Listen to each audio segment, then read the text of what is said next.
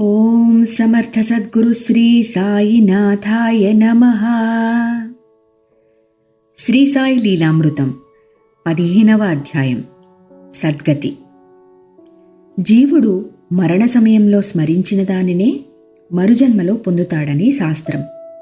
అందుకే పరీక్షిన్ మహారాజు చివరి దశలో శుకుని నుండి భాగవతం విని ఉత్తమగతి పొందాడు.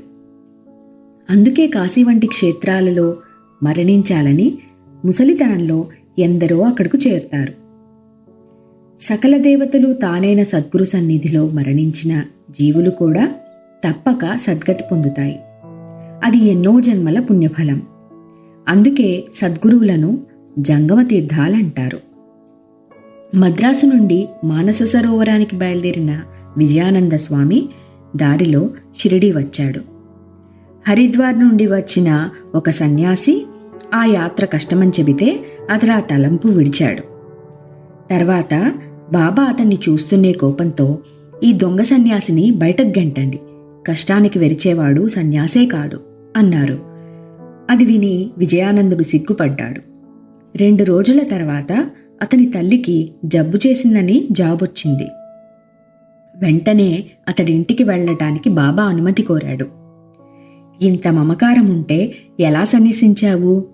వసతి గృహంలో ద్వారాలు బంధించి ఓర్పుతో జాగ్రత్తగా వేచి ఉండు. దొంగలు సర్వం దోచుకుపోతారు. ధనము, శరీరము అశాశ్వతాలని గుర్తుంచుకో. సుఖాపేక్ష విడిచి నీ ధర్మంలో నిలు. నీ పూర్వపుణ్యమే నిన్నిక్కడకు తెచ్చింది. భాగవతం శ్రద్ధగా పారాయణ చెయ్యి, కృతార్థుడవవుతావు అన్నారు బాబా. అతడు ప్రయాణం మానుకొని లెండీలో పారాయణ పూర్తి చేశాక 3వ రోజున తన గదిలోనే బడేబాబా ఒడిలో ఒరిగి ప్రాణం విడిచాడు. సాయి అతని దేహాన్ని ఒకరోజు ఆగి సమాధి చేయమన్నారు. కారణం భక్తులకు అర్థం కాలేదు. అతని మరణంలో ఏదో మోసముందని శంకించి పోలీసులొచ్చి విచారించారు. తర్వాత మోసమేమీ లేదని నిర్ణయించి ఆ శరీరాన్ని సమాధి చేయడానికి అంగీకరించారు. విజయానందునితో సాయి చెప్పిన వసతి గృహం అశాశ్వతమైన దేహమే. యమదూతలే దొంగలు. ఆయన మూయమన్న ద్వారాలు ఇంద్రియాలు, మనస్సు. పారాయణ ద్వారా భగవంతునిపై మనస్సు నిలిపి శరీరం విడవడమే బాబా చెప్పినది. అతడు తల్లిపై మమకారంతో చనిపోతే పతితుడైన సన్యాసిగా దుర్గతి పొందేవాడు.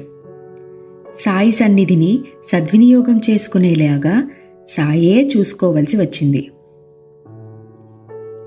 హెచ్వే సాటే వద్దనున్న మేఘుడనే వంట బ్రాహ్మణుడు ఎప్పుడూ శివస్మరణ చేసేవాడు.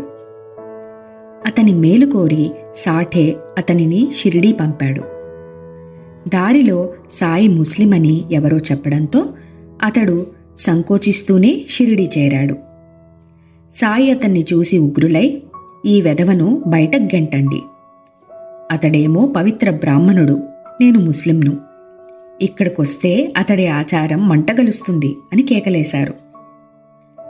సాయి సర్వజ్ఞతకు మేగుడు ఆశ్చర్యపోయాడే కాని తన శంక తొలగక షిరిడీ నుండి వెళ్ళిపోయాడు.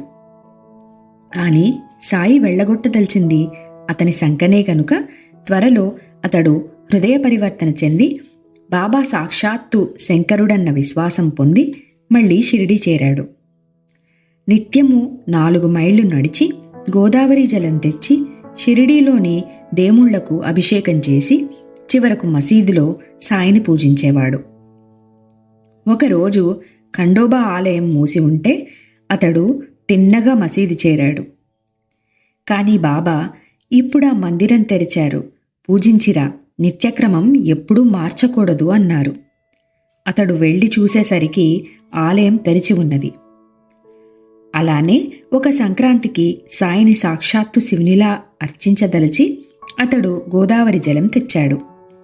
నేను ఫకీరును, నాకు స్నానం తగదు అని ఆయనెంత చెప్పినా వినలేదు. చివరకు సాయి తమ తలలను మాత్రమే అభిషేకించమన్నారు. కాని అతడు భక్తావేశంలో హరహర మహాదేవ అంటూ నీరు వారిపై కుమ్మరించాడు. అయినా వారి తల మాత్రమే తడిసింది. అతడు తన గదిలో బాబా పటాన్ని కూడా పూజించేవాడు. ఒకరోజు తెల్లవారుజామున అతడు మెలకువగా కళ్ళు మూసుకొని పడుకున్నప్పుడు అతని మనోనేత్రానికి సాయి స్పష్టంగా గోచరించి, అక్షింతలు చల్లి గోడమీద త్రిశూలం గీచి అర్చించు అన్నారు. కళ్ళు తెరిచేసరికి ఎవ్వరూ లేరు. గది తలుపులు మూసే ఉన్నాయి. కాని అతని పక్క మీద అక్షింతలున్నాయి. వెంటనే మేఘుడు బాబాను దర్శించి ఆ విషయమై అడిగాడు. నేను స్పష్టంగా చెప్పాను కదా, నా మాటలు ఎన్నటికీ వ్యర్థం కావు. నేను ఇళ్లలోకి ప్రవేశించటానికి ఏ ద్వారాలు అక్కర్లేదు. నేను సర్వదా సర్వత్రా ఉన్నాను అన్నారు సాయి. వెంటనే అతడు తన గది గోడ మీద త్రిశూలం గీచి పూజించాడు. మరురోజే పూణే నుండి వచ్చిన భక్తుడు సాయికి ఒక శివలింగం సమర్పించాడు. సరిగ్గా సమయానికి మేఘుడు మసీదుకొచ్చాడు. సాయి శివలింగం అతనికిస్తూ, సాక్షాత్తు శివుడే వచ్చారు, సేవించుకో అన్నారు. కాకాసాహెబ్ దీక్షిత్ సరిగా అదే సమయంలో గదిలో సాయిని స్మరిస్తుండగా అతనికి ధ్యానంలో ఒక శివలింగం కనిపించింది. కొద్దిసేపటికి అలాంటి లింగమే మేఘుడు తీసుకొచ్చాడు. నిత్యపూజ కూడా సద్గురువు అనుగ్రహంతోనే సఫలమవుతుంది. మేఘుడు 1912లో చనిపోయాడు. సాయి ఆ శవాన్ని నఖశిక పర్యంతము నిమిరి, ఇతడే అసలైన భక్తుడు అన్నారు. శవాన్ని తీసుకుపోతుంటే బాబా కూడా కొంత దూరం వెళ్ళి శవంపై పూలు చల్లి వచ్చారు. దహనమయ్యాక ఆయన సామాన్యుని వలె శోకించి తమ ఖర్చుతో అందరికీ సంతర్పణ కూడా చేశారు. తర్వాత అతడికిచ్చిన శివలింగాన్నే ఆయన గురుస్థానంలోని వేప చెట్టు కింద ప్రతిష్ఠించారు. బల్వంత్ నాజ్నేకు చాలా కాలం సంతానం దక్కకుంటే ఆ దంపతులు 1915లో షిరిడీ వచ్చారు. నాజ్నే భార్యకొక కొబ్బరికాయ ప్రసాదించమని బాబాను ఒత్తిడి చేశాడు శ్యామ. అప్పుడు సాయి కన్నీటితో శ్రీమతి నాజ్నేకొక కొబ్బరికాయ ప్రసాదించి నాజ్నేను తమ పాదాలొత్తమన్నారు. తర్వాత అతని వెన్ను నిమిరి అతనిని కౌగిలించుకున్నారు. అతనికి 1919లో కొడుకు పుడితే కాలూరామ్ అని పేరు పెట్టారు. వాడు 3వ ఏటనే హరేరామ్ అని జపిస్తూ ఉండేవాడు. హేగ్డే అను పండితుడు వాణ్ణి గమనించి అతడు శ్రీకృష్ణుని బాల్యమిత్రులలో ఒకడని చెప్పాడు. కాలు కృష్ణునితో తన ఆటపాటల గురించి ఏ రోజు ఏమి చెప్పేవాడో అదే ఆ రోజు హేగ్డే చేసే హరి విజయం పారాయణలో వచ్చేది. కృష్ణుడు నన్నేడిపించేవాడు. అతడు నా వీపుపై నెక్కి నేను అతని కాలు గిచ్చి పైకి చూసేసరికి నా ముఖాన వెన్న కొట్టేవాడు. ఇలా చెప్తుండేవాడు కాలు. అప్పుడప్పుడు అతడు తలపై గుడ్డ కప్పుకొని కళ్ళు పైకి తిప్పి యోగిలా కూర్చునేవాడు.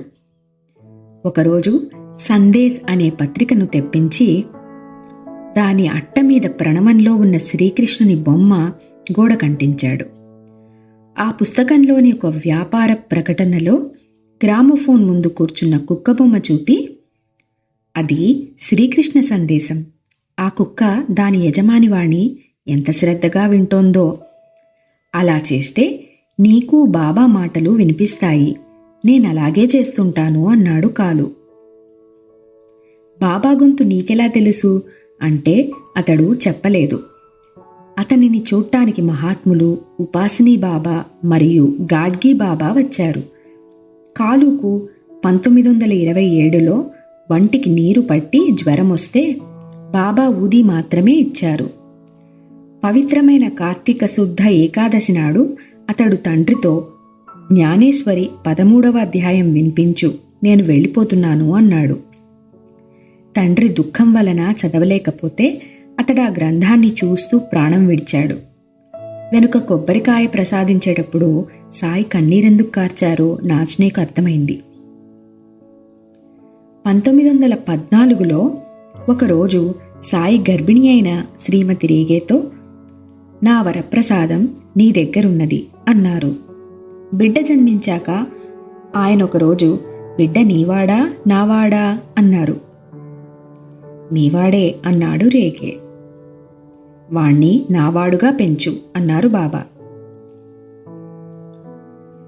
రెండవ ఏట ఆ బిడ్డ మరణావస్థలో ఉండగా రేగే, బాబా, ఈ బిడ్డ కర్మశేషం నాకిచ్చి వాడికి మీ పాదాల చెంత ఆత్మశాంతి ప్రసాదించండి అన్నాడు. అదే విశ్వాసమంటే. వెంటనే ఆ బిడ్డ చిరునవ్వుతో యోగిలాగా బ్రహ్మరంధ్రం గుండా ప్రాణం విడిచాడు. ఆ తర్వాత వారు షిరిడి వెళ్ళినప్పుడు రేగే గురించి, ఆ బిడ్డ నావాడు, ఇతని ప్రార్థనను అనుసరించి ఆ బిడ్డను శాశ్వతంగా నా హృదయంలో ఉంచుకున్నాను అన్నారు బాబా. ఒకప్పుడు ఒక అంధుడు తనకు దృష్టి ప్రసాదించమని ఎంత ప్రార్థించినా బాబా పలుకలేదు. అతడు ఖండోబాలయంలో ఉపాసిని బాబాను దర్శిస్తే ఆయన, ఈ వయస్సులో దృష్టి వస్తే కోర్కెలు హెచ్చుతాయి, జ్ఞానం కోరుకో అన్నారు. అతడు మసీదు చేరి జ్ఞానమిమ్మని సాయిని కోరినప్పుడు అతనిని షిరిడీలో ఉండమన్నారు. నెల రోజులలోగా అతడు గొప్ప ఆధ్యాత్మిక పరిణతి చెంది ఆ క్షేత్రంలోనే మరణించాడు.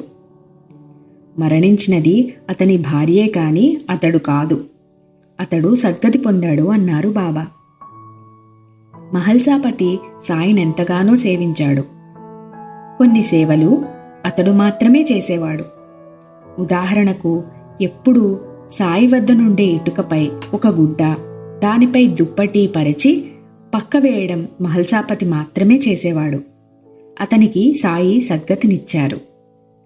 సెప్టెంబర్ 11, 1922 సోమవారం నాడు అతడు పూజ చేసుకొని, నేడు నా తండ్రి శ్రాద్ధానికి వంట త్వరగా చేయండి, నేడే నేను కూడా స్వర్గానికి వెళ్తాను అన్నాడు. అందరి భోజనాలయ్యాక అతడు కూడా తాంబూలమేసుకుని కఫ్నీ ధరించి కుమారుడు మార్తాండుకు తన దండమిచ్చి భక్తి మార్గంలో జీవించు అని చెప్పి రామా అని ప్రాణం విడిచాడు. ఒక మేకకు, ఒక బర్రెకు, ఒక పెద్ద పులికి కూడా సాయి సద్గతిని ఎలా ప్రసాదించారో వేరు అధ్యాయాల్లో చూస్తాము. అలాగే ఒకరోజు శ్రీమతి జోగ్తో బాబా, తల్లి, బాగా నెయ్యి వేసి పులగం వండి మధ్యాహ్న హారతి అయ్యాక దొడ్డివైపుకొచ్చే గేదెకు పెట్టు అన్నారు. ఆమె పులగం చేసేసరికి దొడ్డివైపు ఒక గేదె వచ్చి పులగం తిని చనిపోయింది. ఆమె భయపడుతూ ఉంటే బాబా, నీకే దోషమూ లేదు, దాని చివరి కోరిక తీరి మంచి జన్మకెళ్ళింది అని అభయం ఇచ్చారు.